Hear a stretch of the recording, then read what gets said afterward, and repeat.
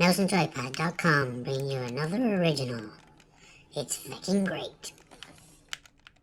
Like many other gamers, I've been on the edge of my seat since the first announcement of Tom Clancy's The Division a couple of years ago. I was captivated by the promise of a large, real world that was full of danger, treachery and, if you're very lucky, the occasional kindness of a stranger. Tom Clancy's The Division has had several setbacks, with the release date being pushed back and the understandable flock of gamers that showed so much interest in Destiny when it was first released. I was one of those people, and after putting dozens of hours of grinding, farming and what must amount to millions of rounds of ammo piled into bosses, I realised that the open world shooter may not be ready for the mass market. Understandably, this made me a little bit wary of The Division, not because I don't have faith in Ubisoft and their partners, but I'd been burned before and I'd lost my faith in the fledgling genre. Tom Clancy's The Division creates a realistically terrifying apocalypse, the fall of civilization and law and order, but not through an external aggressor or zombie-creating plague. Oh god, no. It's through a genuinely terrifying combination of a smallpox-like virus, the inability of normal people to maintain control under such high-stakes circumstances, and rampant consumerism. Now shut up and take my money. The world of The Division is one that feels intimately real, and why wouldn't it? It's a Tom Clancy game after all.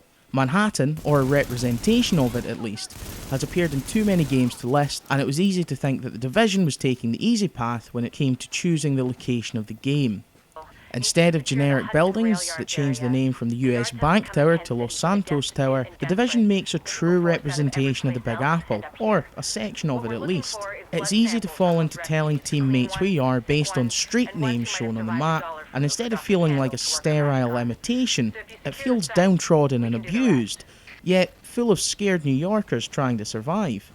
The snow-laden streets and wandering civilians going about the grim business of surviving feels realistic, and it gripped me. I'm not a native New Yorker, I'm not even American, but as I played, I was drawn into the mentality that had been shown so often in TV and films of New York. This is my city, and I'll be damned if I won't do everything I can to make it great. It's an odd sensation of patriotism for a country that isn't even my own, but it goes to show just how good a job Ubisoft Studios and Red Storm have done in capturing the abused but not resigned city.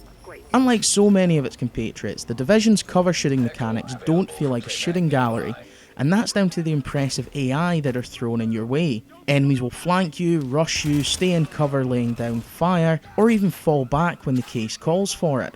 There's no adrenaline rush like hiding behind a small public telephone and seeing half a dozen enemies spread out to get you from the side while their buddies lay down fire to keep your head down. Throw in some special enemies and bosses that have the same ability as agents of The Division, and you'll soon find yourself in some amazingly hectic firefights full of thrusts and parries, fire by movement, and when all else fails, hearing the click of your weapon as you run out of ammo. The enemies are varied enough through the three factions that it forces the player to watch and learn the techniques. Cleaners have flamethrowers on their guns, and getting stuck in a crossfire with them is tantamount to death. Rikers, escaped criminals from Rikers Island, look to simply enjoy the anarchy, and the LMB, or Last Man Battalion, are a PMC force that will meet you tit for tat every step of the way. Combat really stands up to scrutiny, and the cover-to-cover system is not only practical, but it looks spectacular as your agent runs with his or her head low and slides into the cover of an abused police car. By far the most engaging element of The Division is the weather system. There's a day-night cycle and dynamic weather. I've been in the middle of a firefight during a clear afternoon, only for it to congeal into an evening blizzard that left me near blind and shooting at faintly glowing muzzle flashes through the fog and snow. Seeing the lighting effects in action is a treat too. If there's fog, mist or snow, then light sources or fire will light them up into a wall of blurriness, preventing you from seeing what's going on and making even the most casual encounter much more life-threatening. It's a beautiful system that hinders the player as often as it helps them, but it adds to the realism of The Division. It adds to the life force of a city at war with itself. The overall look of The Division is fantastic, the level design is perfect for cover-to-cover firefights, and on the whole, it's a pretty stable game in terms of quality. There are issues with texture pop just after loading, and the servers have gone down a few times, meaning I lost time in what is an otherwise exemplar title. The characters and voice acting are fantastic, and all of the NPCs that will offer you side missions have very unique personalities, even if they share the same models from time to time. I'm particularly fond of one handy helper who played a special ops agent in a TV show and keeps offering you pointers as you go about the business of pulling the city from the brink. The storyline relies heavily on picking up additional intel files that are dotted around Manhattan, and without these you may find yourself a little bit lost in terms of the narrative. It's entirely understandable in a game that translates so seamlessly from free roaming to story missions that it loses some of the structure of the storytelling. But if you're willing to put in the time and pick up mobile phones, intel reports and find missing agents, then you can paint a pretty clear but not perfect picture of the events leading up to the beginning of the game. Watching many of the echo recordings dotted around the map made me feel distinctly uncomfortable with their incredibly dark tones. I was disturbed at a few specific instances of the callous sadism on offer, usually involving the Rikers, that I felt that I'd just watched episode 9 of any Game of Thrones season. It's not a complaint, merely an observation, but it shows that even in an open world style game, there's still plenty of room for story. After a long day of restoring order, you can head back to your base of operations. Vendors will sell goods, upgrades can be purchased and items obtained.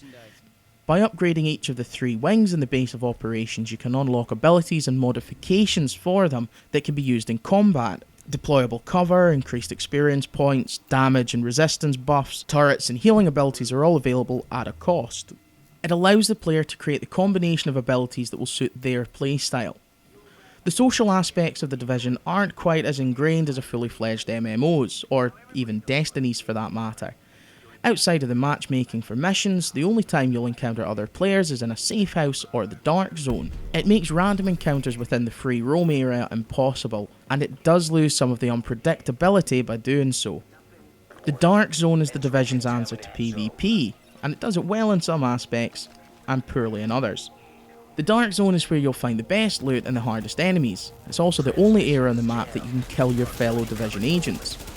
There's a separate leveling system for the Dark Zone that can be a grind to get through, but the experience isn't dulled too much by having to start again. At the time of writing, I've spent about 12 hours in the Dark Zone and have yet to find a fabled Dark Zone key that's required to open certain equipment boxes. Where the Dark Zone gets it right is the atmosphere. You'll have to contend not only with high-level AI, but human players and your own paranoia. The change in atmosphere is palpable. Seeing a human player run around could mean you have a saviour in a gunfight. There have been countless times I was pinned down, the enemy were advancing and I was seconds away from death at best, when out of nowhere a couple of agents showed up and saved my sorry ass. I've done the same for people I've encountered too, but when the gunfire dies down, and it's all done bar the shouting, there's an undeniable tension. Equipment in the Dark Zone needs to be extracted before you can use it, and this means calling in an extraction helicopter and holding the landing zone until you can get your loot aboard. This is when the majority of PvP violence takes place, with only a few seconds before the chopper arrives. Bullets may start flying so that the guy you went out on a limb to help earlier can take all of your hard-won loot. It's an incredibly tense affair that really had a profound impact on the game. If someone does take a shot at a fellow player, they'll be marked as rogue. They'll show up on every player's map, and the general rule, if you see the little red skull of a rogue agent, is shoot on sight. This is a double-edged sword, as I've been in firefights where someone walks into my line of fire whilst I was engaging AI, and it marked me as rogue. The loyalty of Dark Zone players seems to be the same as a biker gang. You're my brother, I will die for you. Unless I have the slightest indication that you've done something wrong, then I will shoot you in the face and not think twice about it. The community seems to be too nice in the Dark Zone, and this is the downside. Very few agents will make a point of going rogue. Although there are some, it's possible to be in the Dark Zone for hours at a time without a single encounter of player-on-player slaughter. The Division is a great game that has so far lived up to the hype that was heaped onto it over the last couple of years.